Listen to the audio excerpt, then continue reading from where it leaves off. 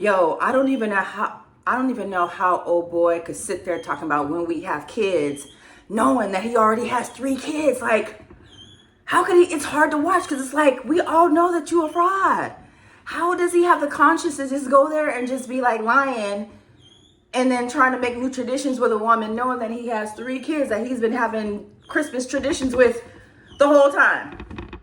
I be feeling like the wholesome black women on this show, or just any of these dating shows, they always get the short end of the stick, and it just really sucks. And I feel bad for old girl. Like when she find out, oh my God, old boy Monica, yo, run, Tim, run. If that's your name, white boy, 3/5 black, that dude, he gotta go. You just run now. I'm telling you, this woman is never gonna be satisfied.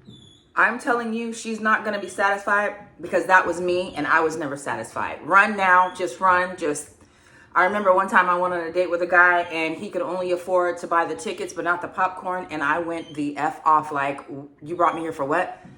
Like, if you couldn't pay for the thing, then like, why am I here? Like, I would smooth off. This was in my younger years. I'm a lot softer now, but still applies to a certain degree, okay? This last couple right here that I'm gonna discuss, yo, buddy, just go. Girl, just go. I think though that they might have a chance only because whole time she thought she was gonna be able to punk him because he was so sentimental and he was always crying about his sisters, blah blah blah. So she thought she could get away with, calling him a B or whatever. I think that's what happened. I think she called him a bitch offline. You know what I'm saying? And he was like, whoa, because I think that's what she thinks of him, right? But now that she's been threatened with the fact that he can actually leave, like he's like, yo, I know my worth, and you're not gonna talk to me any kind of way. Now that she understands that, I think she's good. I think she's gonna be all right. I think she knows to stand her place at this point on, but time will tell. Let's see. But episode 7 so far. Okay, so this is the next day, and I finally finished episode 7, 8, and then 9 last night. Episode 8 had me literally in tears. With Alex's daddy crying, and just the love that he had for his daughter. Man, old boy better marry that girl after he read that letter and kind of sealed that he's he already part of the family. So no matter what Alex do from this point out, he's stuck with her. I'm just saying, if he breaks that girl's heart, I'm gonna be mad at him for breaking the daddy's heart, right? So he better marry Alex. What else had me teary-eyed? Let's see. The daddy, something else happened that had me like, oh, the conversation between Marissa and Ramses. Yo, that conversation got deep because I'm a veteran. Most of my friends are veterans. So I wholeheartedly, completely understood where Marissa was coming from. Like, when we joined, most of us were young, right? You do have some people that come in when they're older after they've experienced a little bit more of life and independence. But a lot of people go into the military not fully understanding the scope of what it is that you're doing. You know what I'm saying? When you're patriotic, or when you just need money for schooling, or you want to travel, you see the world, like a lot of times we're not thinking about the government's role in a lot of things. We just go in because it's going to be a benefit to us.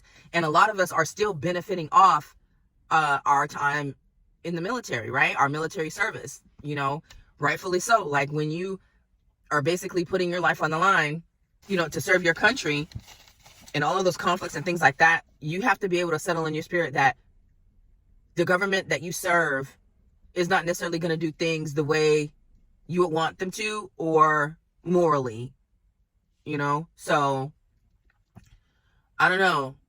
I felt some kind of way about Ramses' ideals that where you stand politically is a direct reflection of your moral compass.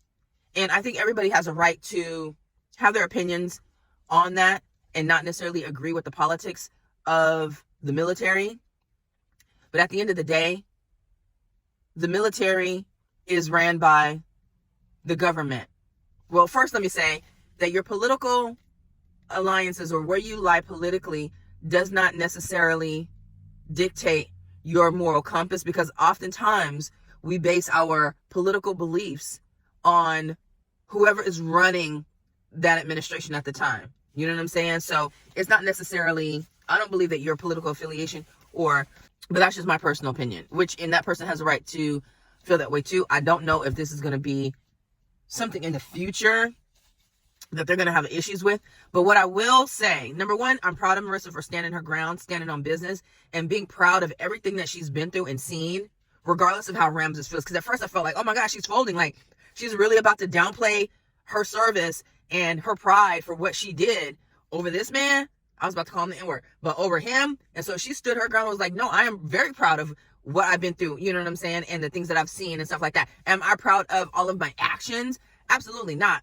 You know, do I agree with everything that the military does? Absolutely not. But I'm still proud of the fact that I served my country and I served it well, you know? So I was really, really happy to see her stand her ground on that, regardless of how Ramses felt about it. You know what I'm saying? Which is another thing that I find really, really interesting and irritates me a lot. Ramses wasn't born here. He's from Venezuela. I think he said he's from Venezuela. He's from some South American country, right? He came here when he was 2. He is literally benefiting off of the policies of our government.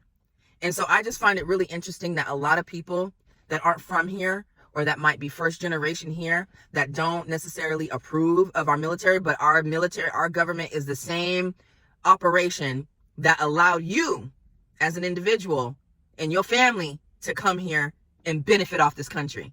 So I always find it real interesting. Like, I've met people that were from all over, and they don't like the things that the military has done, especially towards their country. But yet you fled your country and you came here and you're benefiting off of everything here in the United States. But yet you want to talk shit about the government, the same government that allowed your ass to come over here and eat.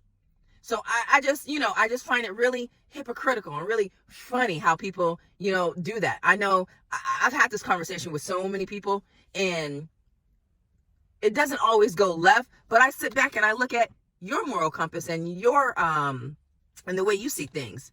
It just be real funny to me. Do you know what the military did to my family back in da-da-da? And when we had this conflict, y'all didn't come and help? But yet you signed on the dotted line and you're about to fight the same war because we're deploying together. Make it make sense. You know what I'm saying? It's kind of like serving 2 masters. And I don't know if it's because it makes them feel better by talking crap about the same government system that they're benefiting from and or fighting for. I don't know if it makes them feel better to talk shit because their peoples are still back home suffering. I don't know. But I just find that real funny. So Ramses can go somewhere. Now, Marissa, this is where she pissed me off. This heifer had the nerve to say, God can take a back seat at our wedding. And the whole time I was rooting for her. The whole time I was rooting for my girl, right? With her little nympho behind. But when she said God can take a back seat at our wedding, I said, I hope Ramses dog you the F out. You're not about to do that. What we not about to do, you can talk about the military. You can be a freak all you want. You can be woke, if you will, all you want. But the one thing you not gonna do is tell my God to take a back seat at anything, because he is at the front seat. He is at the side. He everywhere. God ain't gonna ever take a back seat. But what he will do is take his hands off of the situation and allow any and everything to happen to you. You know what I'm saying? This is the devil's playground, this earth here. God gave the devil the dominion to run this here. And if you don't want to allow God, if you don't want God in your life in something so pivotal, then honestly, I feel sorry for you. So at this point, whatever happens to Marissa, happens to Marissa. Because for me, God is everything. I don't know about you, but I have been blessed so much because of my faith in God. I've been blessed so much because my gratitude towards for everything that he's done for me. And so when she said that, my heart sank because, number one, I don't hear too many black people talk like that. So when I do, and it's so public and blatant and so just like out there and on purpose, that did something to me. And I look at her completely different now. And so at this point, I don't give a damn what happens to her and Ramses' name relationship. Let them 2 woke ass weirdos do them wearing all black at a motherfucking wedding. You should do you, because ain't nothing good gonna come of it. I can guarantee that. And even if you get blessed while you here on this earth, because God does have grace and mercy, okay, somebody got to be praying for you on the back end. God do have grace and mercy, and he still will allow. But I'm talking about your everlasting soul when you leave from this earth, honey.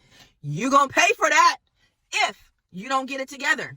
I'm hoping that something humbles her and Ramses enough to where they realize, oh, you know what? We actually do need God on our side in order to walk this earth and raise these kids.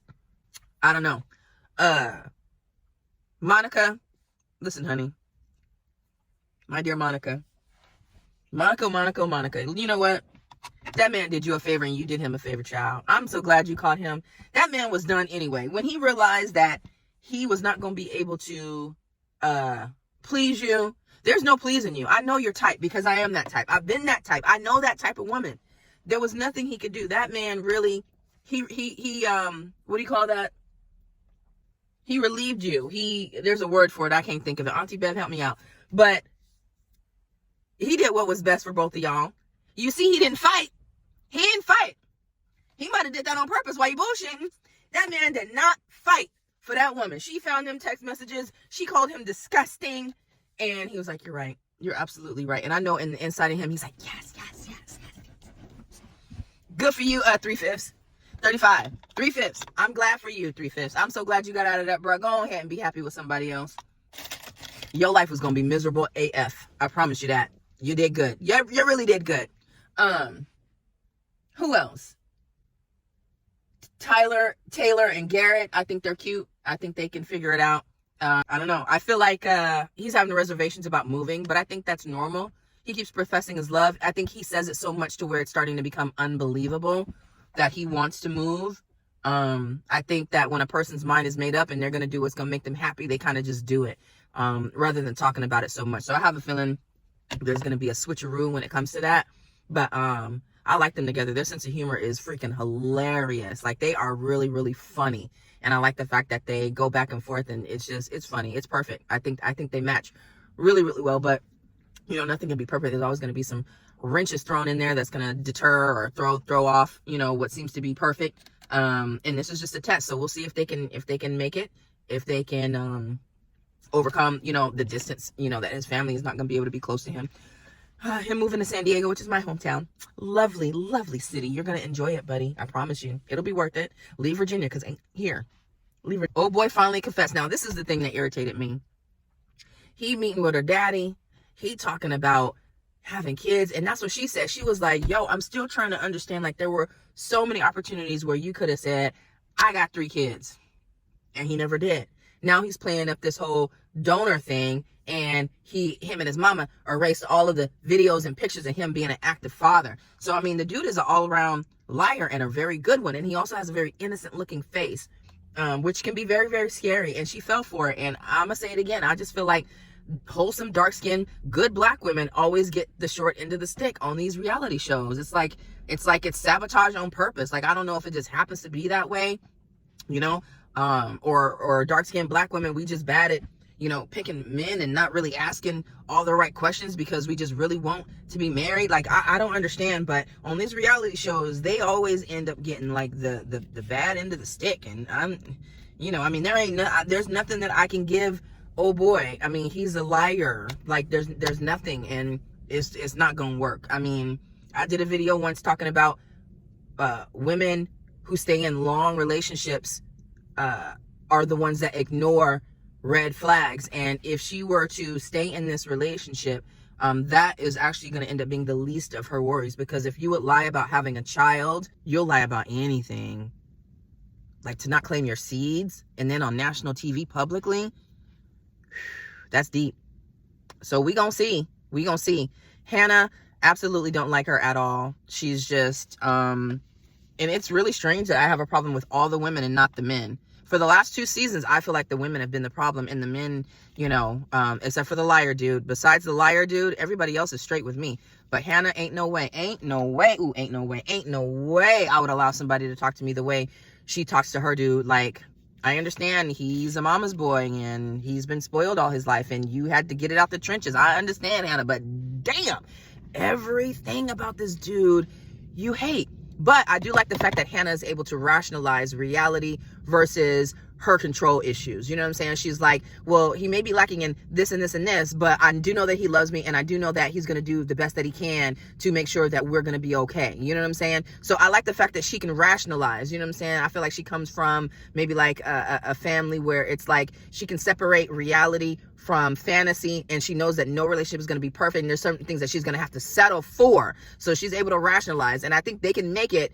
But if she has to stop the nitpicking, or else she's gonna push, I think his name is Nick, she's gonna push Nikki D away if it continues. So I think once she realizes and can rationalize reality versus what she always wanted, and she can accept that she's not perfect too, and she stopped the nitpicking, they could actually work. But if she gonna continue nitpicking, that dude is gonna be out of there, you know, unless he's just used to being told what to do, and sometimes people like that. I don't know.